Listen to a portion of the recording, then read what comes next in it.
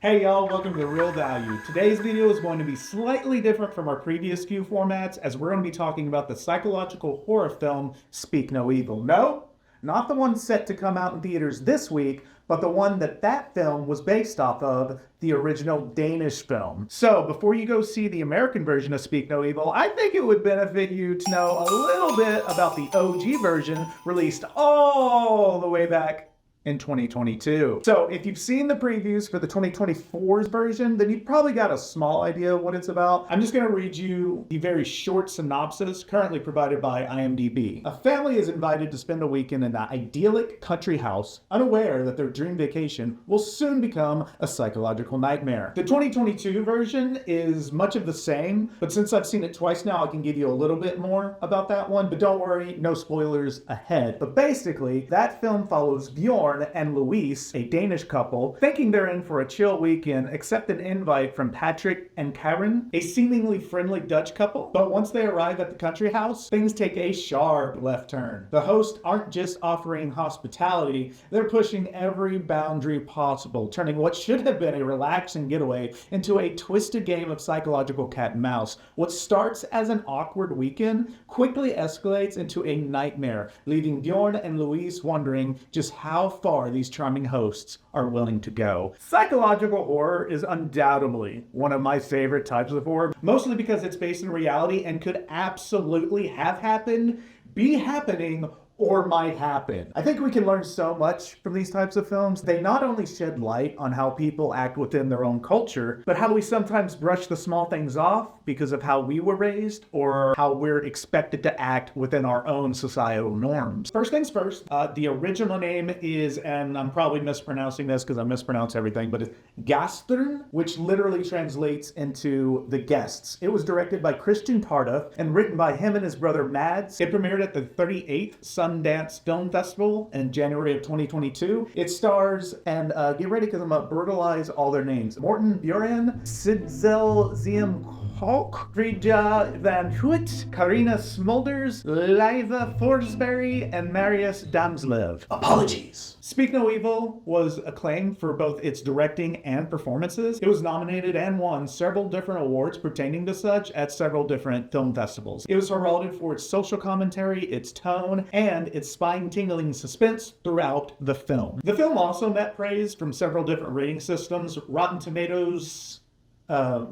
is Rotten Tomato Y, Rotten Tomato, Rotten Tomato, Rotten Tomatoes, Rotten RT, their tomato meter has it at an 84%, Letterboxd at 3.3 out of 5, IMDb a 6.6 out of 10, and Metacritic gave it a 78 out of 100. Side note, I often like looking at various different sites and scores because if you aren't aware, all of these sites and their rating systems use different criteria, not to mention they allow different types of reviewers to affect their overall scores. So I think the best approach is an overall approach when giving out ratings. However, the only rating system that truly matters is ours here at The Real Value. So stay until the end of the video to find out the realest of real values of 2022 Speak No Evil. Unfortunately for the film, it only grossed about $630,000 worldwide when its budget to make was $3.1 million. That is what we call in the industry not good. But obviously, the right people saw this and its potential, and that's why only 2 years later, we have an American version coming out, which the original creators aren't a part of, but they are credited for, so I imagine they're going to be raking in some sweet, sweet quiche. I mean, it stars James McAvoy, who's great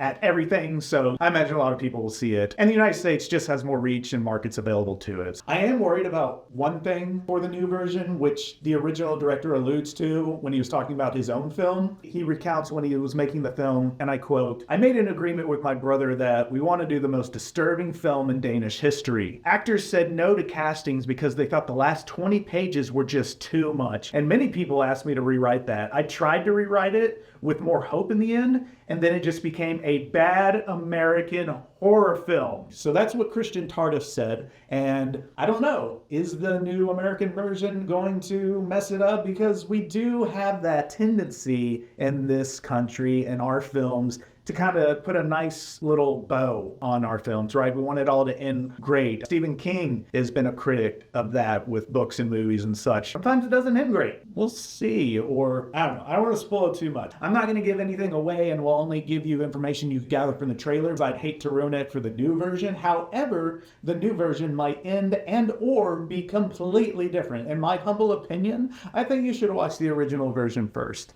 From the onset, there's a sinister tone in the film. The creepy music and audio jolts you from time to time while setting up a foreboding mood. Right off the bat, we can see the manipulation and gaslighting as a tactic that the antagonists use to get what they want. They sidestep and purposely overlook certain things. Like Louise, the wife of the protagonist's family, is a vegetarian, but the antagonist, Patrick, basically forces her to try the boar meat he's cooked for them. He's been cooking all day. He's making wild boar. This is for you. I'm a vegetarian. I insist. Daar I insist. jou niet meer nodig van. Wat zijn jullie plussen? Huh? When I say force, it's more like coerced or pressures, but he's pushing the envelope on how far they'll go to be good guests right from the onset, right as they arrive. In the trailer, it shows that the antagonists have a son, Abel. They say he was born with congenital anglosia. Abel has some difficulty speaking. He has what you call congenital aglossia, meaning basically he's born without a tongue. However, we're not entirely sure if this is true. Could it be that other sinister things are afoot? Psychological horror. What do you think? So the premise of this movie, in my opinion, and again, I'm trying not to give too much away, so I'm tiptoeing around some stuff like they were tiptoeing around some stuff in the movie, am I right? Yeah. Professional. But basically, I see it as a commentary on how far we are as individuals are willing to go to both keep the peace while also remaining polite ourselves, even if it involves sacrificing our own comforts, so we can come across more favorable in the opposition's eyes, in our eyes, whatever. While watching this movie the second time, I took account of basically several WTF moments. For instance, as previously stated, them forcing Louise, a vegetarian, to eat meat when she clearly does not want to. That's rude, that's inappropriate. Strike one, right? Overall, I counted 10 WTF moments before what I construed as the first confrontation between the families. After that, there are another 4.5-ish. I say 4.5-ish because there's kind of a little bleed over between that one and then what I deem the second confrontation. And then finally, there's another 5 what the F moments before we have the third and final confrontation that leads into the apex conflict and resolution of the film. So, what is the real value of 2022 Speak No Evil? It actually comes out to be this channel's very first rating of a must-see! My beautiful baby boy just sleeping through my beautiful singing voice.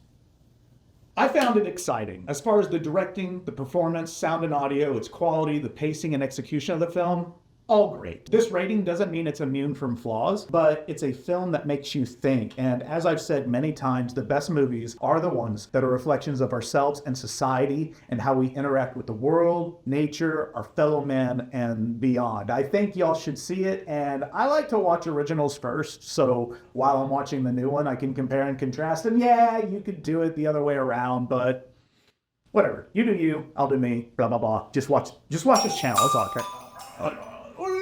Now, I kind of alluded to this in one of our previous videos in Afraid, but I do have a Scaredy Cal Scale as well now. Basically, the Scaredy Cal Scale is how scary this movie really is. And I rate this on a Scaredy Cal scale of a solid 4 out of 5. I know we haven't really gone over either of my scales in depth, but I'm still like, just starting this channel and I'm figuring out its kinks. But overall, I give this rating because of the realistic atmosphere. There aren't jump scares. There isn't gore. It's not bloody, but it makes you think. And it's one of those movies that when the credits roll, you kind of just sit there for a minute and you're like, yeah, that's why. We'll get more into my scales and such. I might make a trailer just for the introduction to this channel about the differences there. Overall, see it. Now, going back to, the best movies being based in like reality, another interesting tidbit comes from, again, the director, Christian Tafdrup. He describes how he came up with the film's idea. When the Danish director was 12 years old, his parents made the mistake of reconnecting with a German family they'd met while on vacation in Tuscany. And Christian says this: they were not at all so friendly, not at all so funny as they were in Italy. In Italy, you're enjoying a beautiful starry night, and you eat good food, and you want to be the best versions of yourself. Suddenly, you're in this weird house outside Nuremberg in Germany, and you have to spend 3 days, and it's a really long 3 days. Many years later, I had a situation with my own family in Italy where we met a Dutch couple, and when they invited us to go see them, I said to my girlfriend, let's not do that.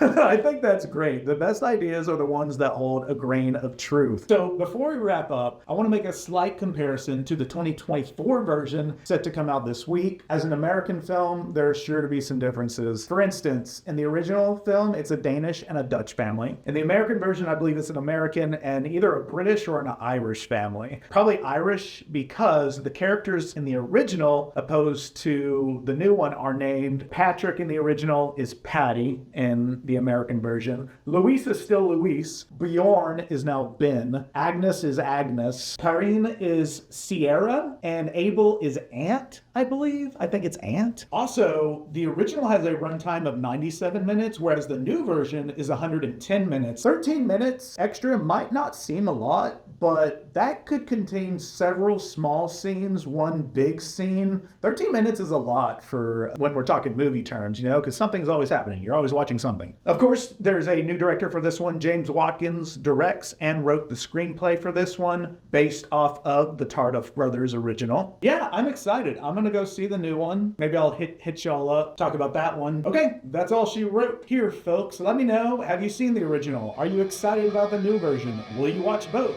Let me know what you think in the comments, and as always, stay real. It was Be Real, but then I was like, nah, I can go back. I can do what I want. I can do what I want. All right, I'll see y'all next time on The Real Value. Thanks, folks. Oh, wait. Where are my manners? Oh, he's like sleeping. Co-star's asleep. Sorry, I'm not gonna wake him, because I love him. He's all I have. Him and his brother. All by myself. Don't want to be, but I'm gonna be forever all by myself. Thanks, y'all.